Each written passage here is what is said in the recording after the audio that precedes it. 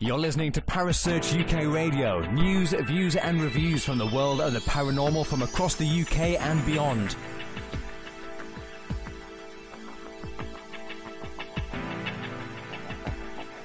Find us on Facebook, Twitter and the World Wide Web. Parasearch UK Radio.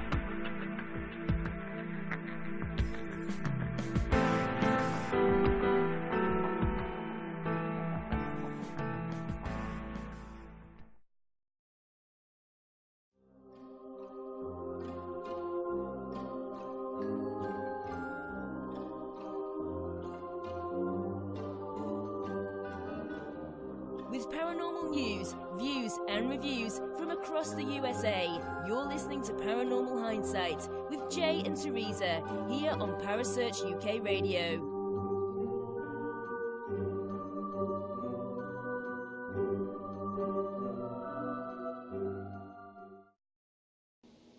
Good evening, everyone, and welcome back to Paranormal Hindsight. I'm your host, Jay Lynch, with my co-host with the troublemaking. You want to say hi? Hi. Just hi, that's it? Yeah, look, Hunter made me something. Anyway, glad to have everybody here again for another week, and we got a wonderful guest with us this week. Absolutely amazing lady, Miss Jenny Stewart. And hi, Jenny, how are you? Hi, I'm good. How are you all? Oh, absolutely thrilled to talk with you this week. Teresa's finally glad to have a guest on here instead of having to talk to me all the time. This is true. So, for those of you that don't know, rambles Miss all Jenny's the been time. around for the paranormal for quite a little while. She's absolutely one of the most amazing ladies you ever want to meet. An absolutely gifted lady, and was on an episode of The Haunting, correct? The Haunted. The Haunted. Yes. She's co-owner of ParaMania Radio, founder and director of Paranormal Research and Resource Society. And she's a lecturer with Ideal Event Management. So she goes to their events. And Uh-oh. she is also... Brain fart. No, I'm sorry. She was also on the third episode of The Haunted. Tell us about that. About the Haunted? Absolutely. About the Haunted. Ghost Box Prophecies. Yeah, it was the Ghost Box Prophecies. It was based on a case that we did in Waldorf, Maryland.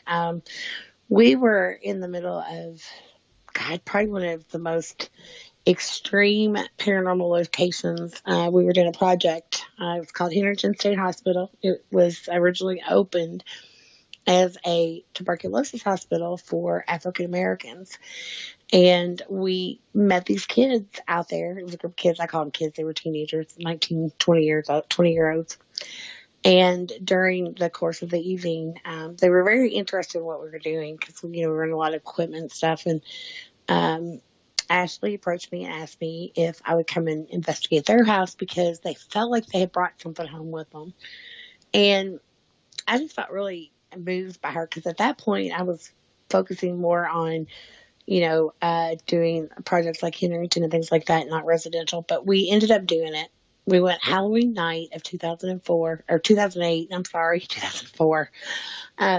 Excuse me. And we ran the ghost box in 3 different locations of the house. And I guess it was the first session we did. It was in the master bedroom, which is where Ashley's father had passed away in 2014 or 2004. See, I'm getting it all together. 2004, her dad died in that house. Oh. And the first thing that we heard was get the dogs out. And Vicky, who was the homeowner, she had taken in like a different, like stray animals. There was dogs and cats and things like that. And there was also a group of kids that had moved in. They were like 19, 20-year-olds that were friends of her children. And like they had no place to go or they were having problems at home. They come stay at Vicky's.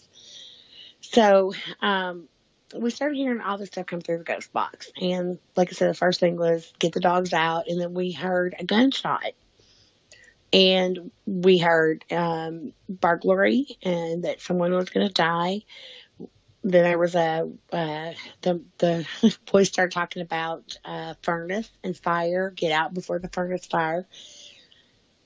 we asked her to get her furnace inspected, which she ultimately did, and it passed inspection. But 2 weeks after we were there, there was a dog that was in the room during our, running of the ghost box session, that all of a sudden just became, distant, withdrawn from doing anything with the family, stopped eating.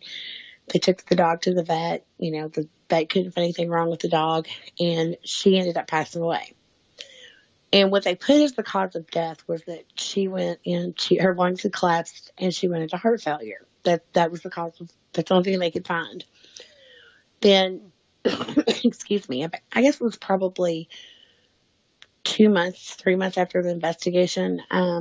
Vicky came home from work one day and her house was like super hot. She went into the basement, and the front faceplate of the basement, the furnace had blown off, and there was like flames like licking up the wall.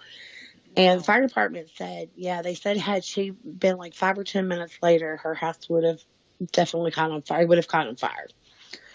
Then in the episode, the way production depicted it was that a guy named Scott, who was a family friend, had moved in after we had been there and after we had gotten the warnings, and that's not true. He actually had lived there before we were ever involved in the case, and he had a drug problem, and Vicky had caught him dealing drugs at the house, and so she threw him out. And we had asked the ghost box had said that there would be a burglary. I asked who would be involved, and it said Scott. And so we thought that maybe Scott was going to like set Vicky up or something. And, we were trying to figure it all out that night, never could. But I asked also how many people would be involved. And it said four black males and a female. Then at one point, Vicky asked, what do they want? And at first it sounded like they were saying $3 because in the recording you can hear us go $3. What are they going to do with $3? But when you listen to it through headphones, they were saying $300. And also that whole night during all the ghost box sessions, we kept hearing the same sequence of numbers. And what happened was in late February, early March of 2009, Scott was murdered, execution style. They took $300 in cash. That's what they stole. The sequence of numbers that we kept hearing was the exact time that they pronounced him dead. They ultimately ended up arresting and convicting 4 black males and a female for his murder. And all that came through the ghost box.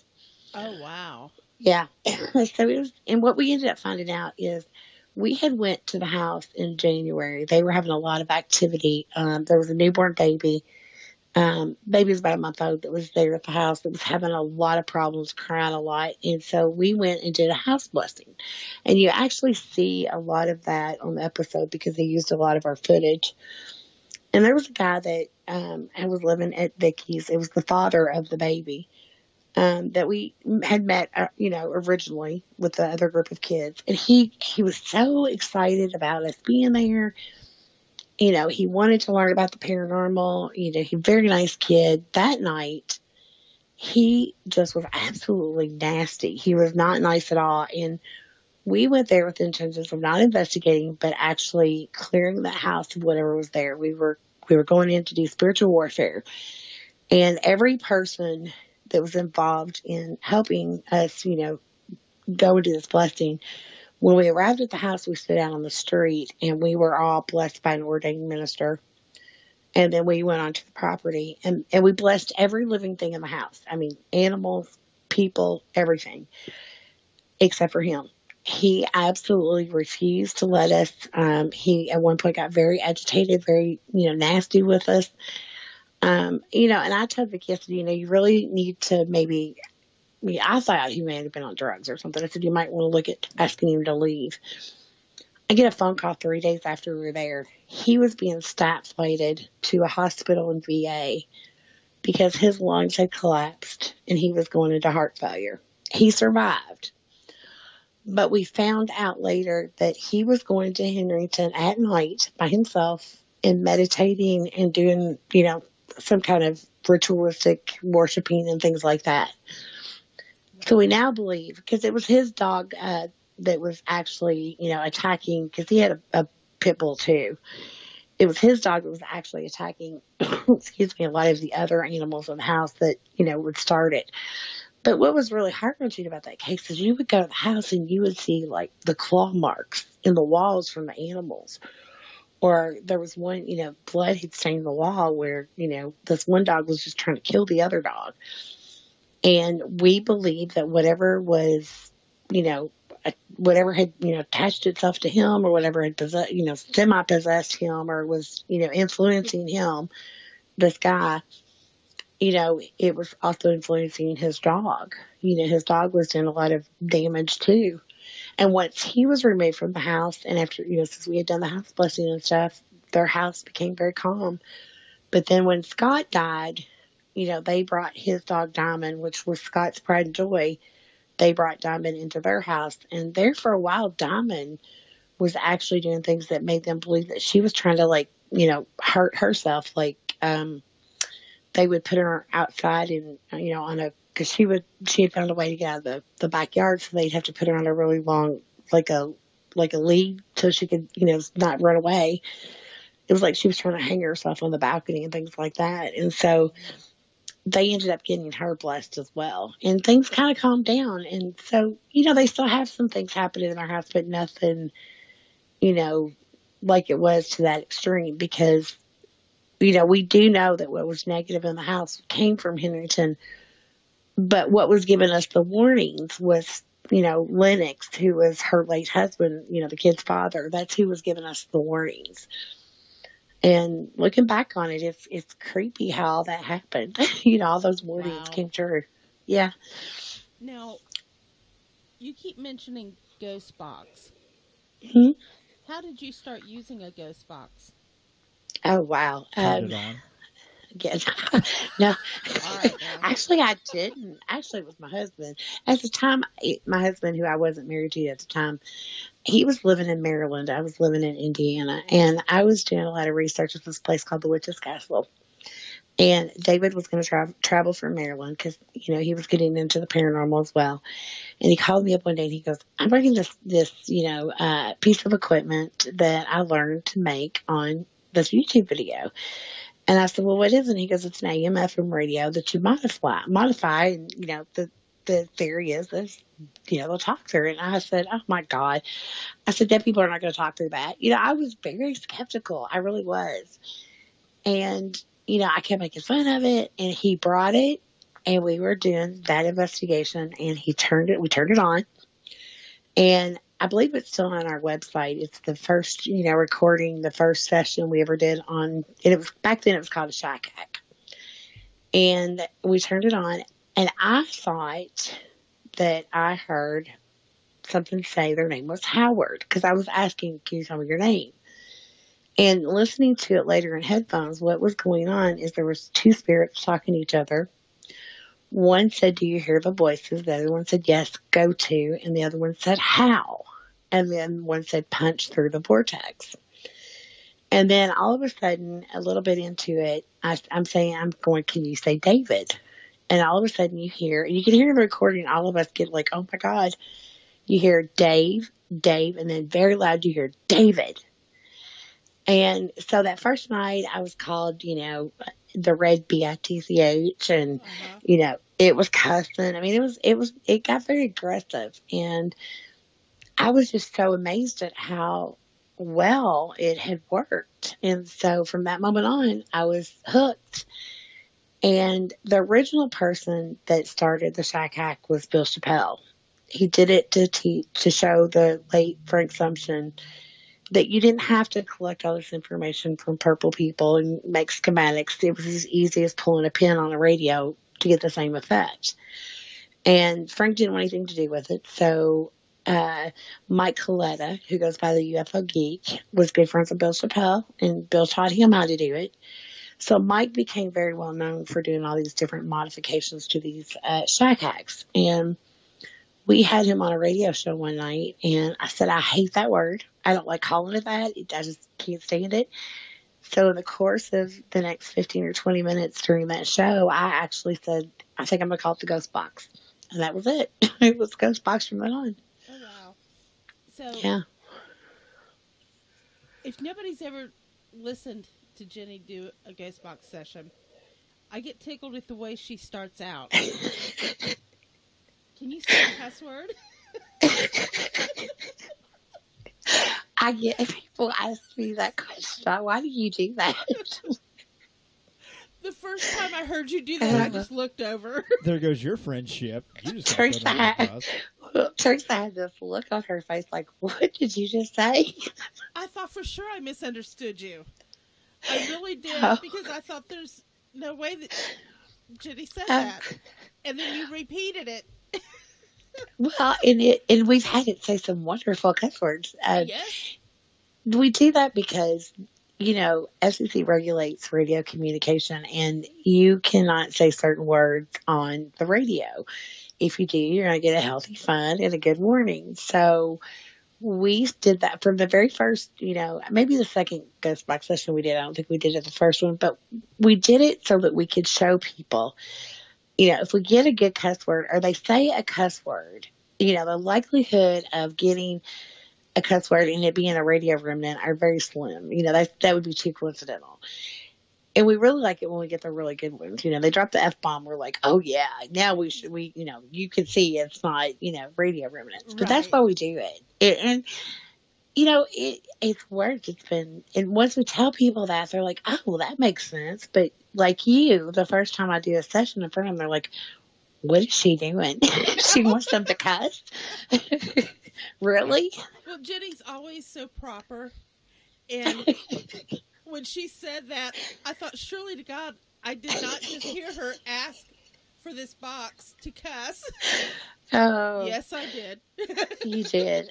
And, and I think people think one of the things that I have been, received a lot of comment on and people think is really interesting is the way that I act when I do a session. And a lot of times I'll talk to them just, don't get aggressive, almost like, sometimes like I'm correcting children, because if you don't give them boundaries and you don't tell them this is how it's going to be, it can get out of hand really quickly. So I've learned to kind of, not baby them, not be, scolding them, but to kind of treat them like they have to have boundaries and they have to have rules. And I bring a lot of humor into it. I do that as a medium, with what's around me. A lot of times I bring humor into the picture. So, I mean, I put Ghost in timeout before. So, I tell you what, it wasn't the Ghost Box we used, but one of my absolute favorite nights of investigating was with you. Believe that or not. we didn't use Ghost Box. We actually, Jenny's we like, was what at- do you mean we didn't we use had- this We didn't use box? Ghost Box. No, it was at Post Town with you and John Zaffis and Carmen Oh, Reed. yeah. Uh-huh. And he was showing you the other ITC device that he's been using. That's Echo the one- Box. Yeah, the Echo And- That's Box. the one that I use. And you had one of the person with you, and John, and I was kind of upstairs, and you and John and Carmen and your other guest came with you upstairs. And he goes, come on, you want to go with us? I'm like, holy shit, John Zaffis just asked me to go with you. And we ended up here in the mean teacher's room. Just me with the four of you, and I'm like, you want to ask a question? I'm like, I just want to listen. I want to learn. I mean, I Tay just kind of Jenny sat there. Stewart, That's the John quietest. Zaffis, and Carmen Reed alone. That's the quietest I've ever heard. Oh Tay. my God, I was At all. mesmerized. Yeah. You guys came downstairs, and Jenny was like, Teresa J didn't say anything. Oh, and then Yeah. his uncle started coming through. He goes, oh, yep, that's Oh, Ed. I'm like, Ed. Yeah. holy Yeah. cow! And I'm that's sitting a with Jenny whole- Stewart, Carmen Reed, and John Zappis, and they're talking with Ed Dustin Warren. Perry. Yeah. I He was. did which- not know what to say. I It- was dumbfounded. I was quiet. Yes, I was quiet.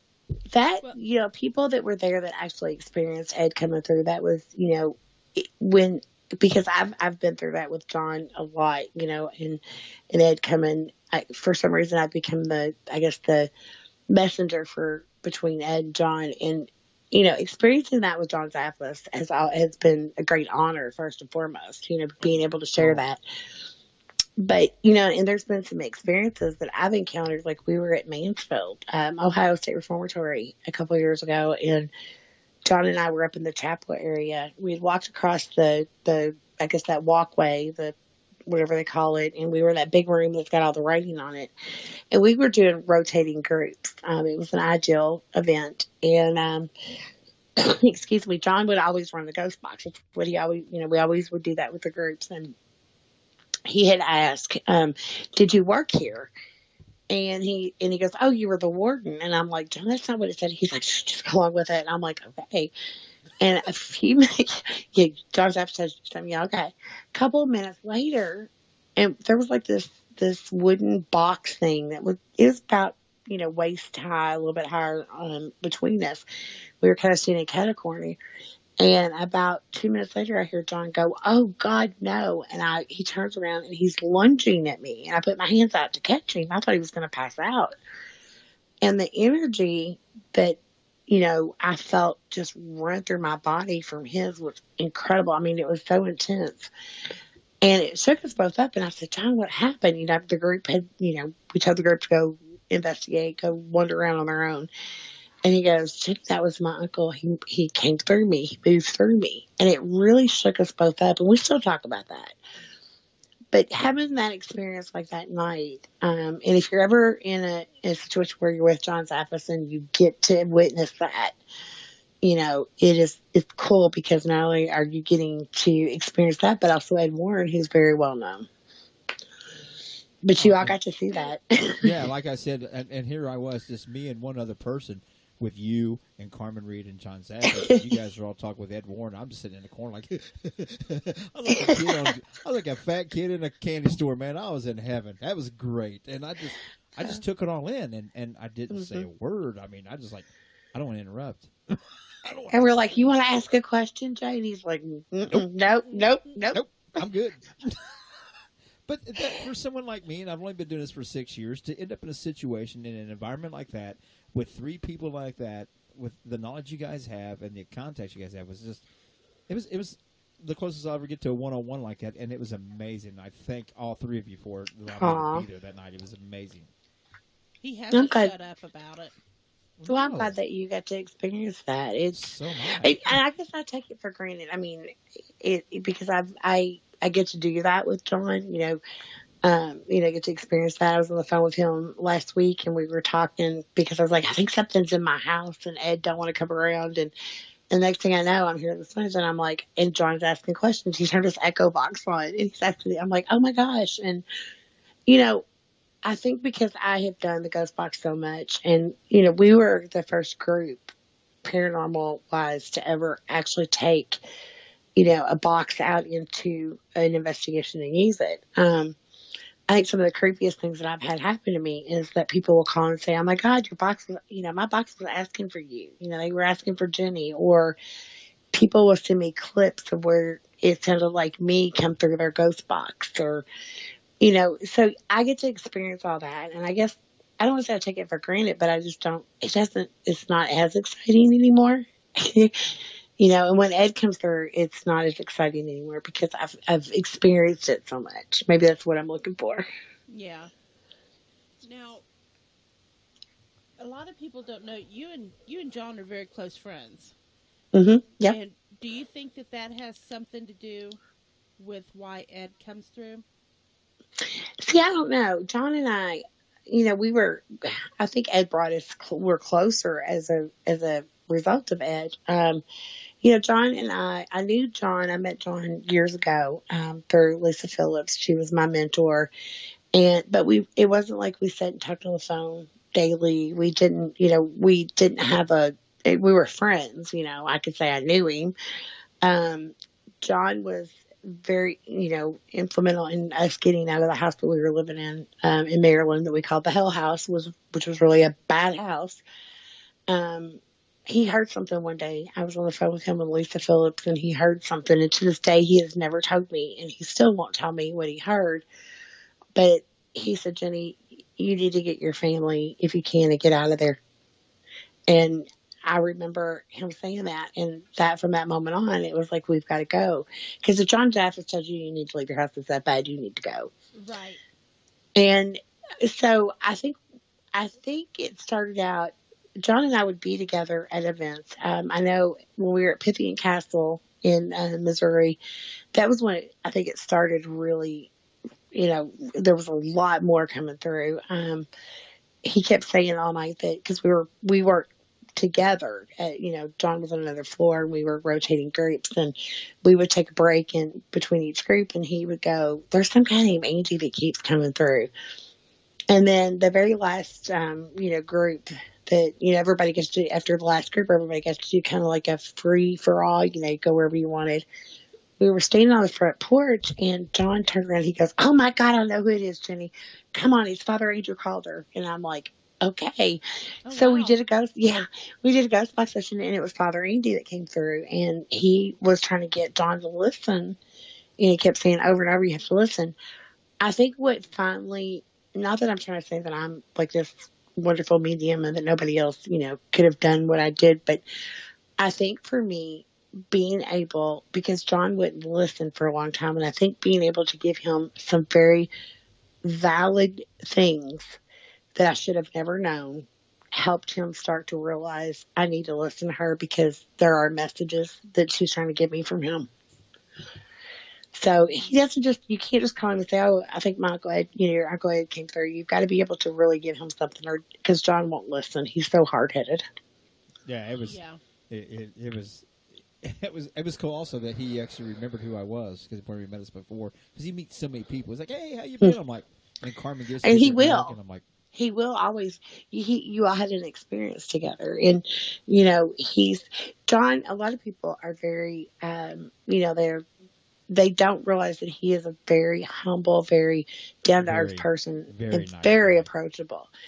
And he, I was when he called me and asked me if it was okay for Rosemary, Ellen Galley to call and interview me for their book. I mean, I was like, "Oh my God, you should have seen how geeked out I was." I was like, "Oh my God," like this big fan. And, and so it was that, I think, was probably one of the biggest honors that I've ever had. And it was more about the mediumship as what was written about than the work I've done with the ghost box. I mean, I've had people write about that, in their book. And it's not that it wasn't important. I wasn't flattered, and I'm still honored. But there was something about having John Zaffis say, "Hey, I got to tell your story." And it's like, oh my God, Oh, yeah. Well, that's like me sitting in the corner with the three of you. That is something that I will. That's Never forget. I could die out in the paranormal field right now and say, "Man, I was there for Aw. that. I was there for that." I had That's no cool. idea that affected. I didn't know that. That is so awesome. It was an awesome moment for you. Like I said, it was like I was in her solo with the three of you guys. I'm like, God. Aw. That's why I just sat in the corner. I'll be sure to tell John. I was good. I was quiet. You was. That was the first thing I think I told Teresa. I was like, "Oh my God, he didn't say a word. He was so quiet." Mm-hmm. To get a chance to learn like that from three people that's been doing it for the long that you guys have and the cases that you've done, it's just, why would I open my mouth and interrupt you? Listen and learn, fat boy. And we even tried to get you to talk, and you wouldn't do it, which was really cool. No, that was total respect for me. I mean, when he said, "You want to come along with us?" I'm like, I about pissed my pants. I'm like, okay, let's go. Like, stay cool, Jay. Don't act stupid. Oh no! Did you really feel that way? Yeah, I couldn't believe he's like, "You want to come with this guy?" And I'm like, "Are you serious, John Zapp's just asked me to go along?" God, yeah. It's just the three of you guys. Hell yeah. Aww. So I was going to walk away and leave you guys alone, and then you guys invited me along, and I was like, "No way, dude! I feel I'm somebody special." Well, I'll make sure that if you're around the next time, that and you and Teresa can come and do that. It was a good time. It was, and I still, like I said, I have to say thank you for that experience, because it wouldn't have been for you, I wouldn't have got that chance. You were the one that invited us there that night, so you're the big thank you. I'm glad you guys got to come. See, now you guys saw side of Jay. Jay came, when he finished, he goes, "Teresa," he says, "John uses that echo thing that you have on your phone. He uses that too." Mm-hmm. Well, and that what started was, because normally John would always bring his ghost box, because, what a lot of people don't know is John Zappos had nenever used a ghost box until he and I met back at Phenomenology years ago. It was really funny. I was using the 12-150 model, which is it looks like a big boom box. And we were at the Farnsworth House out in Gettysburg, and the ghost box started going, and I'd ask questions, and there was things that were coming through that were like messages for John and Lisa Phillips, and they knew what they meant. I had no idea, and it was about Carmen Reed. Well, John was like, "Oh my God, that's so cool!" And next thing I know, he's choosing one, and he used to always, he will pick on me, and he's like, "You got a really weird connection with that box." But when you get John and I together using a box, it was crazy. It was always off the charts. I mean, we would get great results. But what's so funny, and I think about Pythian Castle, when we went back in to see if it was Father Andrew, when he said, "Come on, Jenny, we're going to go find out." We went in and sat at this table. And before we knew, we had pretty much all the ticket holders around us instead of them roaming around. And somebody finally asked the question, but he would say, "Jenny, ask if it's Father Andrew." And I'd say, "Is this Father Andrew?" And then John would go, "Jenny, ask." So finally somebody said, I think it was Jenny Gurney, goes, "Why do you have her ask the question? Because they hear you. You just ask it. Why don't you ask it?" He's like, "Well, they seem to answer her." And so I finally got him to where he would finally realize, "John, you can ask the question yourself. It's okay." So that night, what had happened is because normally at the end of all the ideal events, the last, I guess 45 minutes to an hour, it's always where they can go around and, the group of people can go do their own thing. We normally do a ghost box session together. So I went to look for him to see if he had his box, and he goes, I don't do that no more." And I'm like, "What? You traitor?" Yeah, I remember that. Remember that? I was riding yeah. him, and he said, "Come on, let me show you." So he took me up there to show me how it works, and it is a pretty interesting thing. It's I think John's new favorite thing, but he'll come back to the ghost box. Oh, it was. I still. Okay. I could babble on about that night all night long because it was such a good experience. Yeah. And I do mean it was a babble good 'cause investigation. it was good. It was a good time in that night in Post Town. I mean, it's a pretty good activity. But for me, with as much activity that we've already been in there and experienced there and stuff, it was more about that opportunity to learn and experience. Be there watching us. Oh God, yeah, and we actually goofy. Yeah, and that's one of the things that I do enjoy about investigating with you is that.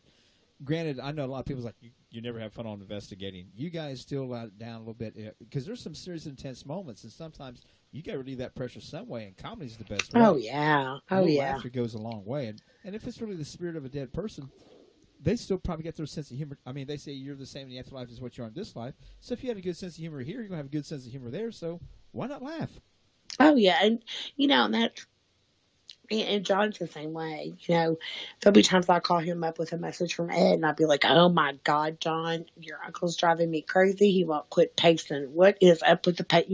Or he told me I was as, stubborn and as hard-headed as you.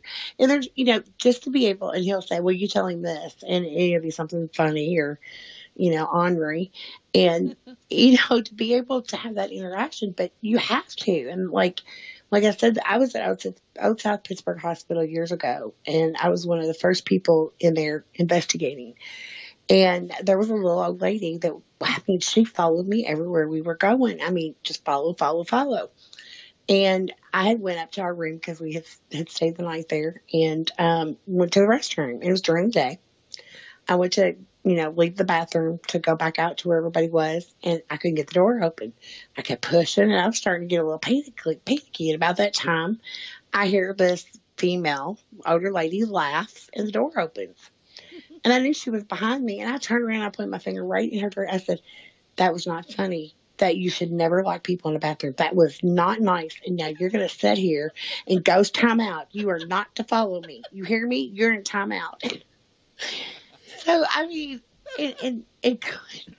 going in an environment, because we lived in a house that was, I was scared to death to be a medium.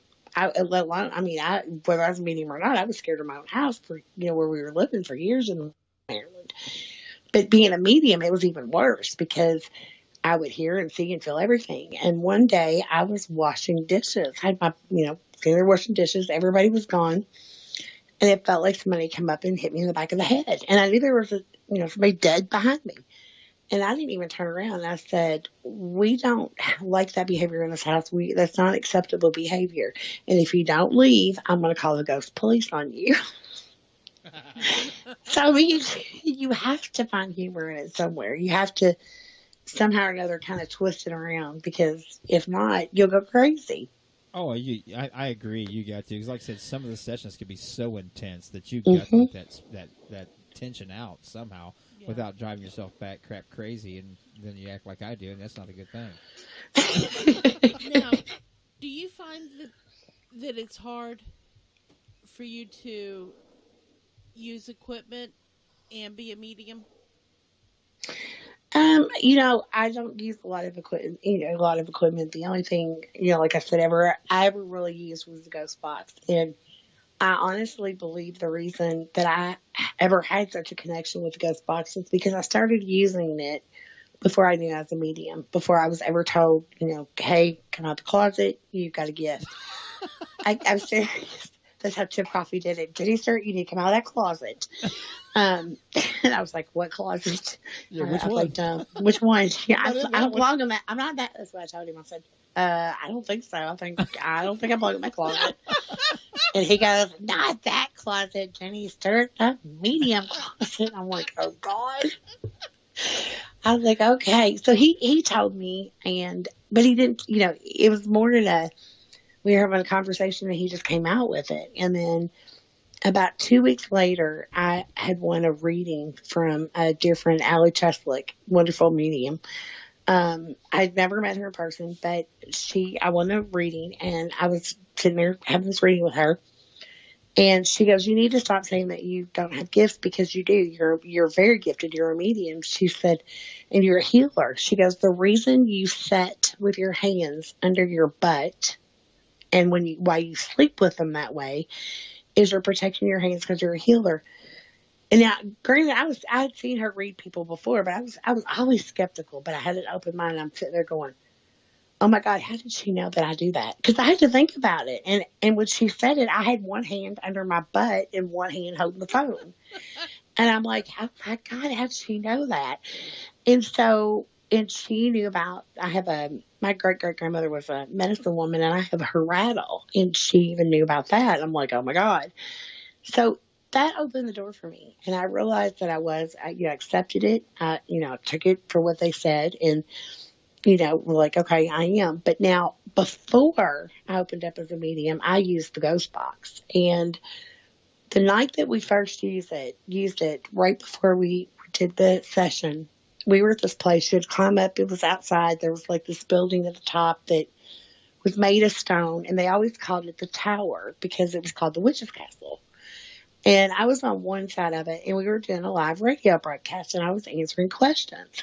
And I turn around, and I see David and this other investigator having a discussion, pointing. I'm like, what are they talking about? So I kind of go around where they're at, still on air. I had an earpiece in my ear. And all of a sudden, I see this 6'2" full-bodied apparition, and that's what they're talking about. Oh, my gosh. And then all of a sudden, you hear this crying sound. I mean, it was like this horrible crying sound. And I remember going, oh, my God, that's freaking me out. And I pulled the earpiece out of my ear, and I'm like, oh, my God, what is that? And I remember the investigator going, it sounds like a distressed fox. Well, David starts walking towards it, introducing himself with the recorder in his hand, and it dissipates. It looked like somebody turned a fan on and just blew it away. Well, when it left, the crying sound stopped. And that was the freakiest thing it was freaky. So during the ghost box session, I asked if the shadow person was the evil one, and they say yes. And I say, is it harming you? And they say a lot. And I said, do you need my help? Do you want me to help? Now, I offered help, and that's the number one no-no in paranormal investigating. You never say, do you want me to help, and not do anything. So I offered to help, and then I didn't do anything. I left there, and they followed me home. So that was on a Saturday night. On a Tuesday night, we did a radio show live. We were on a network that when you call in, it records the show. So I was on a cell phone, and everybody that was hosting the show was using cell phones, and it was recording, so it was acting as a digital recorder. So David's explaining on air about, and I'm in a basement bedroom, okay? And it's a blood moon, a red moon that night, one of those creepy moons. David's explaining something that was going on at the investigation. All of a sudden you hear this, this sigh of like, could you hurry it up? And I knew it wasn't the other host. And as soon as we hung up the phone from the show, I called David right back. You know, he was in Maryland. And we were talking about all the crazy stuff that had happened in the show. And it really was. There was a lot of crazy stuff that night. So I proceed to go out of this basement bedroom. And the stairs going upstairs was to my right, kind of at an angle. Immediately to my left, I hear a male voice. And he's saying something. There's nobody there. He's saying something. And I apparently ran through him because it was like the electrical charge. Like I couldn't get away from it. It was all over me. And David asked me, he goes, "Who was that man you were talking to?" And I'm like, "You heard it too?" Well, I turned around. I said, "Go back to wherever you came from and don't ever talk to me again. Don't talk to me. Don't ever talk to me." Well, excuse me. During the course of a week, I watched my purse handle lift up by itself in that house. In the bedroom that I slept in, it was, the person I was staying with, they were remodeling the basement, and there was a step ladder in my room. That there was a black wire and a white wire that was wrapped around the bolts on that step ladder in a way that I'd never seen before. It was really creepy. I have a picture of that. Almost like they were trying to make a connection so they could zip out of wherever they were. And I think what happened is because it freaked me out so bad and I told them never to talk to me again, I think they realized that the ghost box, I was okay with them communicating that way, but I wasn't any other way. So that's what they utilized.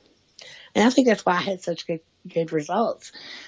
But as I got more comfortable being a medium and talking to him, I think, they realize now, okay, it's okay. We can go talk to her. As long as they don't whisper, I'm okay. I hate when they whisper. Yeah, that's kind of creepy. Mm-hmm. Or say, "Hey." I've had that. I know the house in Maryland. I was home by myself one day and I kept hearing, "Hey, hey." And finally I got up. I said, "I'm going to walk out front. And when I come back, if you can't say something other than hey, you need to leave." So I went outside. I was out there for a few minutes, came back in, sat down. Thought, "Oh, thank God they're gone."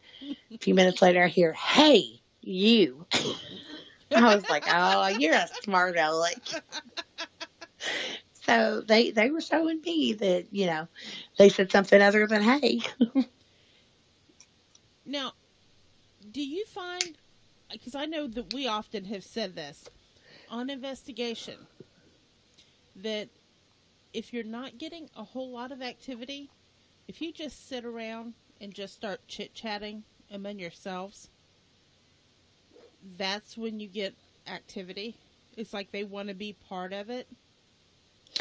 Yeah, I think, and I say a lot of times that the more that you visit a location, the more familiar they become with you and the more comfortable they get because they're starting to kind of like trust you somewhat and you're familiar. Just like something's familiar to you, you become familiar to them.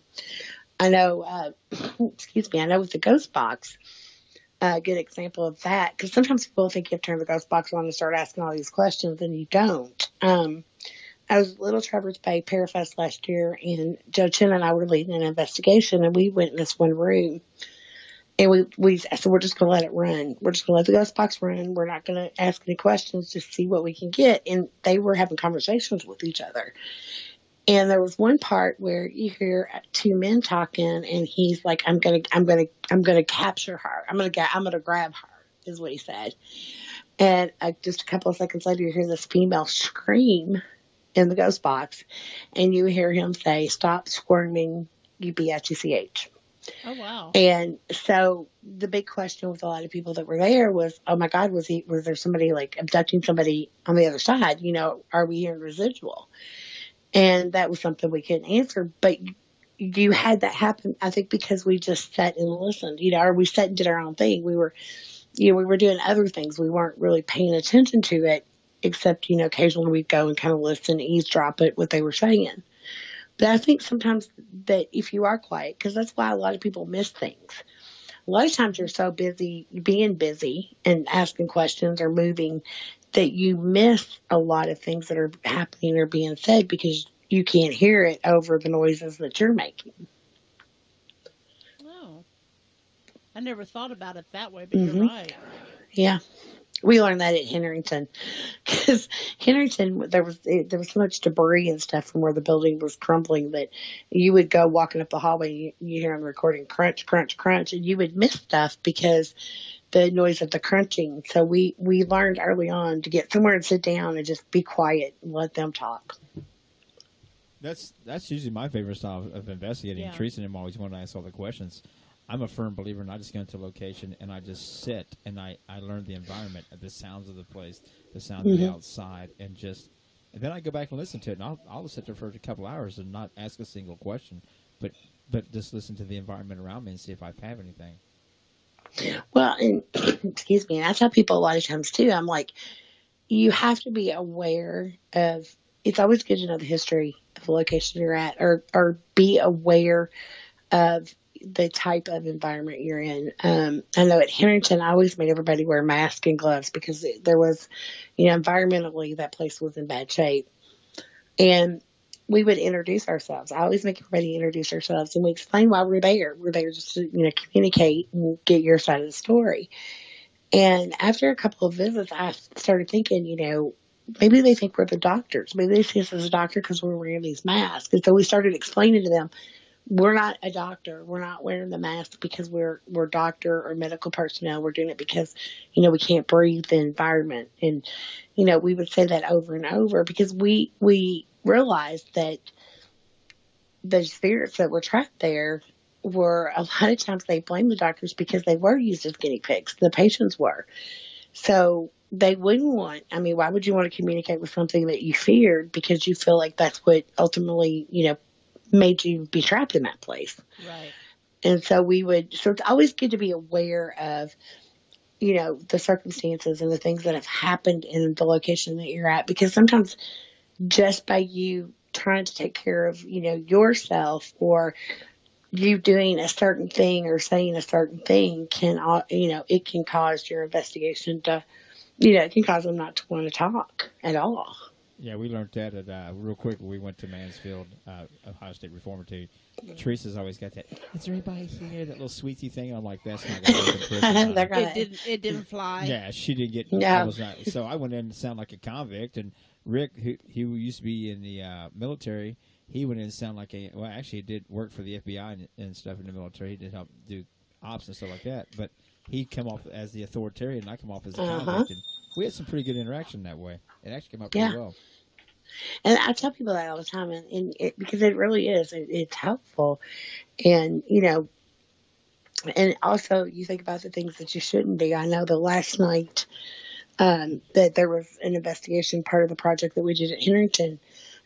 We had brought 17 people in, investigators from around the country, and they had decided to play this music that would have been popular back in the 1920s. And to me, when I went back and listened to the recording, because I wasn't there that last night, but listening to the recording and watching the video, it reminded me of like the death walks that they do in New Orleans, where they walk, swinging, the side, the songs and stuff. And that song just reminded me of that. And I felt like that stirred up a lot of energy that night when they did that. It kind of, I think it made it worse, Oh, I could see that being kind of depressing and stuff, and they were already in a depressing situation possibly, so that would definitely bring down the mood of the area. Now, we were also talking about some other things that you were doing. What's this ParaMania radio? Oh, that's not new. Oh. We've had it for a while, but no, that's I'm co-owner of a radio network, ParaMania Radio. It's been, my husband, thank God, he is a computer savvy, techie person, and he is the mastermind behind ParaMania. I always say that. I just have the co-owner title. But that's part of being married, right? You get half of everything. Exactly. I get half of it. They can find on that ParaManiaRadio.com. Is it ParaMania Radio? ParaManiaRadio.com. Okay. And we started that. I'm not even sure how. It was several years ago. We wanted to, because we were part of the radio network as hosts at the time, and my husband was doing all the technical stuff, and we just decided we had tossed the idea around for a while. We decided we wanted to start a network that was truly, it was positive based, where there was where anybody could come, and it didn't matter what your point of view was, as long as it didn't, infringe upon anybody else. You didn't, bash somebody with your points of view. But we wanted people to be comfortable talking openly about the things within the paranormal, how, to be able to debate it, discuss it in a way that was positive. And, I've done a couple of shows over there. My husband and I did a show for a long time called Distorted Frequency, which is on hiatus right now. But it's grown, and we're proud of that, because it is, very positive. We're very selective about who we put on the roster as a host and what type of shows, because we want what's there to be educational, inspirational, and uplifting, positive in a way that, people want to come back. Oh, and trust me, folks, they actually have a little bit of comedy on there every once in a while, because I've actually been a guest a few times on their show, so they do lighten up a little bit. They're on. Yes. Oh, yeah. The Wayne and Chris show on, I believe Are they're Thursday amazing. nights. Oh, it's hilarious. They're great guys. And a good friend of ours, Tim Miley's over there also. Uh-huh. Tim's over there. Tim does a really good. He always has a lot of good guests on that help educate, and so there's just a variety. Alan Cox, who is from the UK, he's been with us from day one. I mean, he came with us from the other network, and he's been with us from the very first day of ParaMania, and he's still there. And he does a show called Understanding Spirit. So, I mean, there's a variety of shows over there. That's awesome, and it is amazing network. So go give them a check out and stuff. And Mr. Clements, our owner here with Parasearch UK Radio, that's who you need to talk to right there. Get a hold of them while they're at ParaMania Radio. Go listen to some of their shows. It's absolutely amazing. See, I'd love to have anybody. I'm plugging both you guys. Both you networks. are plugging. Yeah, you're doing good. Yeah, I know what I'm doing. We appreciate that. We do appreciate that. Now, Teresa said another organization that you were the founder of. Paranormal Research and Resource Society. Yeah. Yes, ma'am. I started that. I was trained under a gentleman named Bernie. He works in the state of Kentucky. Bernie's he's not doing well. He's health wise, but he's up there in age now. Years ago, and the way that I ever even got involved in paranormal is I would have all these experiences and stuff as a kid, and a friend of mine was part of his group, and one day we were just talking. She said, "Oh, you should go with us," and I'm like, "Go where?" I was like, "Really?" I didn't even know that they did stuff like that. That's how secretive it was back then. And we did a investigation. They were doing a lot of practice investigations, and they did it at Waverly Hills. Right after it had just been shut down as a geriatric hospital. It had been too long after that. And I got hooked. I mean, I was hooked on it. And one of the first cases that I worked on was a case here in Indiana. It was an old farmhouse, and it was demonic. And I'll never forget that night that cabinets opened by themselves. It scared me to death.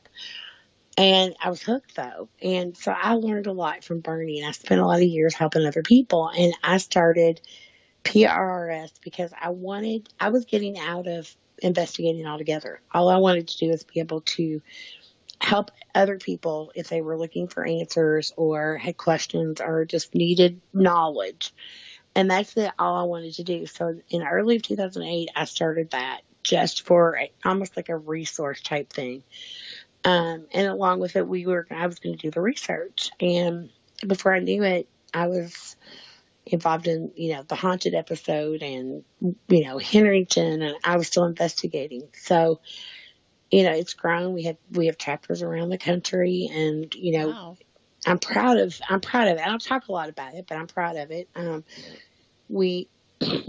Excuse me, I feel like a good group of people. The core group is still there, and it's grown. And when I left Maryland, because Maryland was pretty much, where the bulk of it was, the work for PRRS was done, I was heartbroken because I was leaving the group that, I'd become so attached to, but they're still there, they're still doing the work out there and investigating and things like that. And it's to grow the way we have has been wonderful. And we've had some hiccups along the way, we've had situations where, we've gotten a chapter up and going and realized that they wanted to do their own thing, that they didn't understand that they were part of our whole network and not just, separate entity. And we've had to, kind of reorganize that whole group and things like that. But it comes with the territory, I think. But yeah. Little hiccups make you grow, and you learn which way you want to go and which way you don't.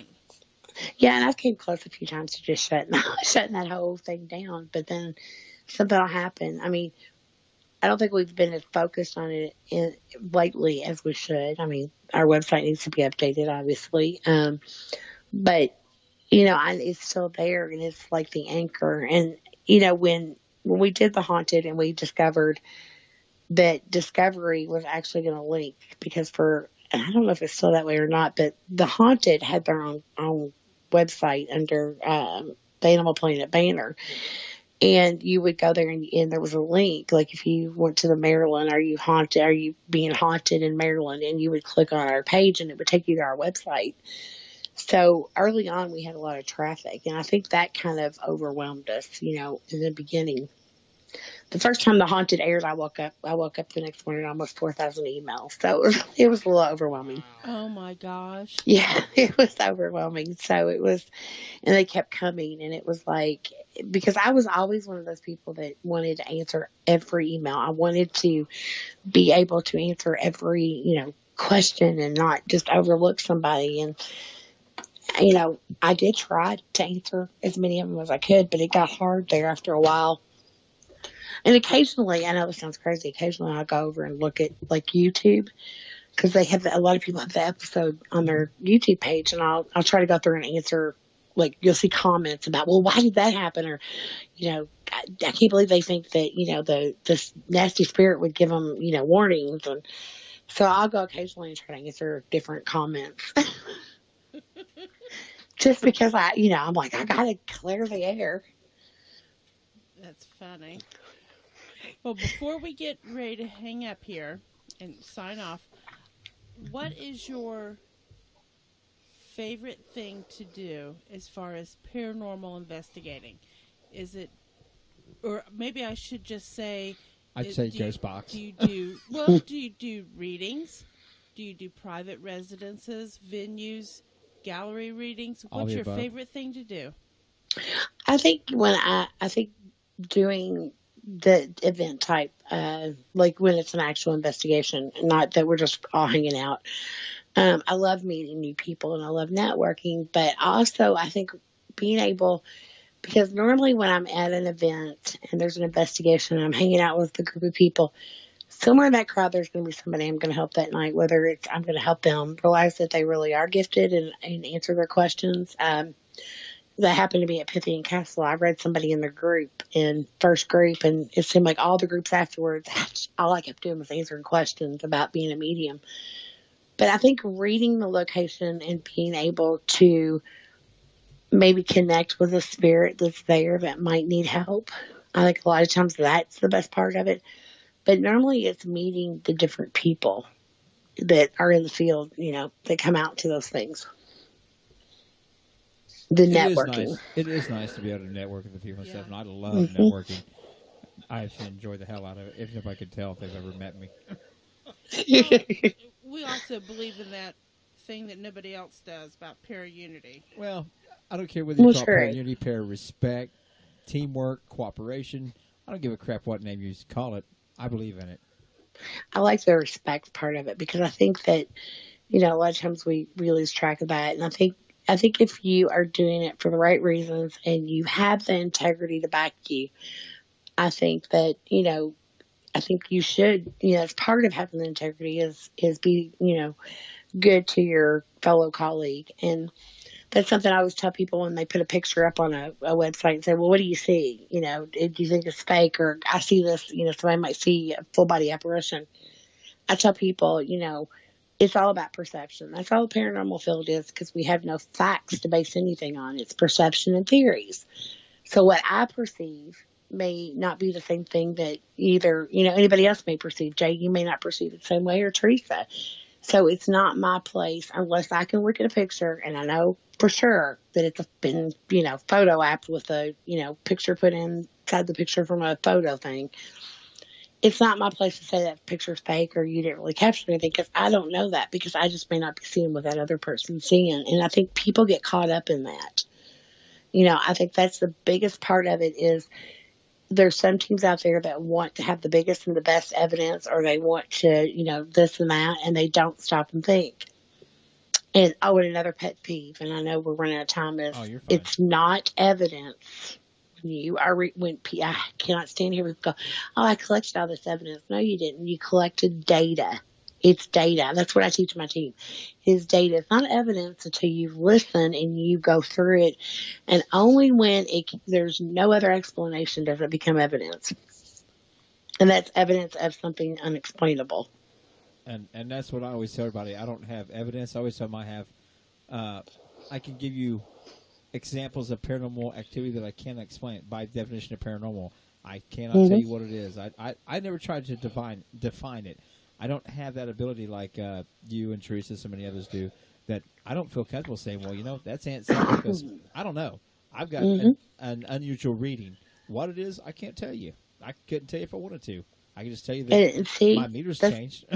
I'm done. Exactly. And I tell people, don't go knock somebody's, what they're presenting as evidence. Somebody can have a picture. I'll use a picture as an example. Don't go trying to tear that person's picture apart and knock them and ridicule them, because you may find yourself in that same position in 2 months where you think you've captured something.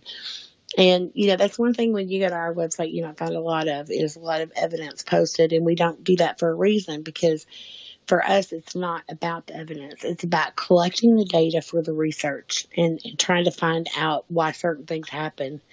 And, it's not about, oh, hey, look, we have the most evidence, or we have, here's our trophy case. And I think that's important. I think I posted one picture in the 6 years, and that didn't step from. Well, it's still out there on Facebook. I don't bring it up. I don't post anything ever. I don't get into the debate. I don't get in the argument. The people I know that I discuss it with, when we see each other, like you, I've showed you some things. Hey, what do you think about this? And you're like, well, maybe it was this. I'm like, yeah, I never thought about that. And I respect that. And that's the way it should be. Dignity and honor. You know what I mean? Well, that's the way, because I've learned things. I mean, I've been in this field for a long time, and I'm still learning.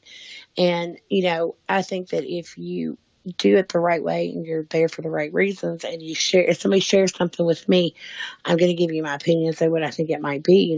Did you do this to debunk it? Did you try to do that? But I will never tell somebody, just like I'll never tell a homeowner, whether I find anything in their house or not, I would never tell a homeowner, your house is not haunted, or what you're hearing is in your head. I would never do it, because just because I didn't have an experience in that person's house, or those things didn't happen to me, doesn't mean that they didn't happen to them, and it doesn't mean that they don't think it's happening. And it's real to them no matter what. Oh yeah, and we don't go in. We don't go in looking for a ghost or trying to find paranormal. We go in to try to explain to them what they think is a ghost. We go in to try to explain that it's not. We try to show them that it's not by collecting the evidence, the data, and all that. And only until we have an experience where we go, oh, well, wait a minute, we'll go, you know what? They probably do have something going on. Absolutely. Well, folks, we have absolutely enjoyed talking with Jenny tonight, and I hope you guys have learned something. And if go back and look up her episode of The Haunted, it is episode what? 3. Yep, 3. There you go. Teresa's got it memorized. I got go check out all these other things, and please go over and listen to the ParaMania Radio. It's absolutely amazing. You can find it at www.paramaniaradio.com, and great shows over there. Go check them out and stuff. Clem, like I said, you'll need to get a hold of these people and talk with them a little bit, and maybe we'll talk with them too here in the future. Jenny, thank you for coming on tonight. Thank you for being such a wonderful lady and such a great friend. Oh, anytime. Thank you all. Thank you, Jenny. We'll talk soon. Good night. Have a great night. Good night, everyone.